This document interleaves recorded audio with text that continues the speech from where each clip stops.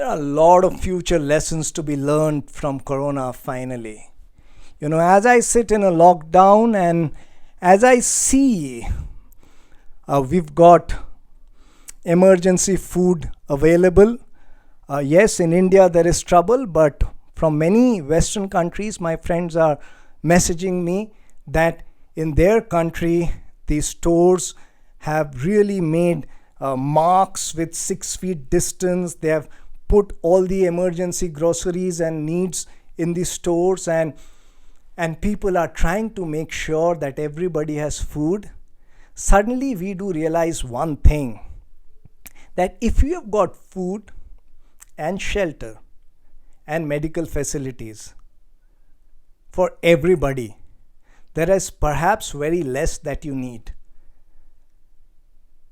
And you have a world where pollution is down, where sustainable living is the key. In 2003, I wrote, along with my father, Dr. Malay Chaudhuri, Great Indian Dream, and all we focused in that was about sustainable living. All we focused on that was about survival of the weakest instead of survival of the fittest. Because if we don't focus on survival of the weakest, the poorest, then we have an inhuman planet. And this inhuman planet that we are creating will gobble us up because we didn't create great medical facilities. We didn't create a great social security. And when 70 to 80% of the world gets affected, you can't live in peace. If you were living in peace all these years, it was an illusion. It doesn't stay for long. The lesson is that we need to have sustainable development. We need to focus on the essential needs, and we need to get prepared for something that I've always been talking about, global socialism.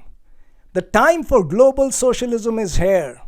I'm not telling kill the industrialists.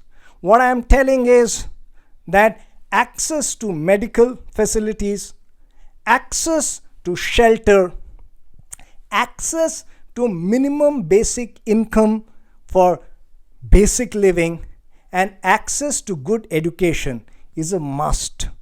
Everybody around the world needs to have it. If America has it, if Germany has it, if China has it, but India and Africa don't have, in a globalized world, we are going to send them our problems tomorrow. Just like a Chinese problem became the world's problem, tomorrow India's problem will become the world's problem. We need to understand that without giving everybody universal basic income and universal basic medical insurance, we cannot have a good world.